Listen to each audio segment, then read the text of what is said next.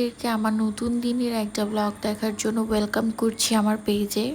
আর last কিছুদিন হলো আমার রাত্রেবেলা এত সুইট ক্রেভিংস হয়। তো এটা হচ্ছে অলমোস্ট 12টা একটার দিকে আমরা ফুড পান্ডা আইসক্রিম অর্ডার করে পরে খেয়েছি রাতে। আর এটা হচ্ছে তার পরের দিন সকালবেলা লেফট ওভার বিফ ছিল একটু, ওইটা দিয়ে একটা পরোটা ভেজে খেয়েছি আর একটু দুধ চা করে খেয়েছিলাম। দেন আমার একটু টুকটাকি জিনিস কেনার ছিল, সেইগুলোই কিনতে চাচ্ছিলাম, যেহেতু আমি তখন প্ল্যান করছিলাম যে ওই দিন নাটোর যাব। বেসিক্যালি এটা নাটোর যাবার দিনেরই ভ্লগ। সো দ্যাট আমরা মার্কেটে গিয়েছিলাম যে কিছু জিনিসপত্র নিয়ে দেন রওনা হব।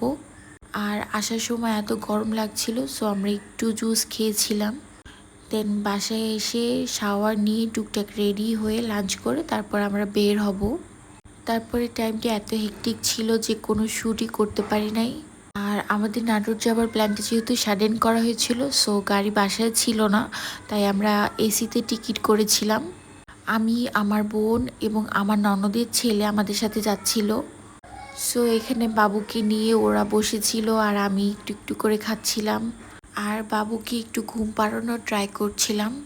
বাবু পেটে আসা অবধি, বাবু হওয়া পর্যন্ত বেশ অনেক দিন পর আমি বাসে উঠলাম।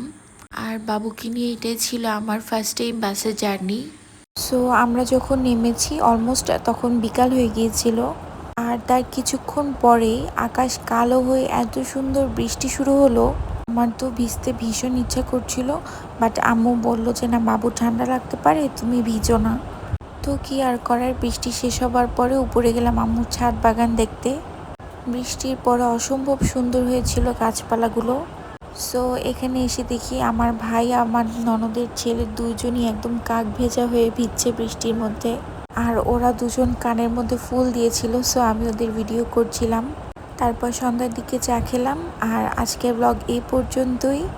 কিছুদিন থাকবো, তোমরা আরও মজার ব্লগ দেখতে পাবা। সো ইয়া, টিল দেন, আল্লাহ হাফেজ।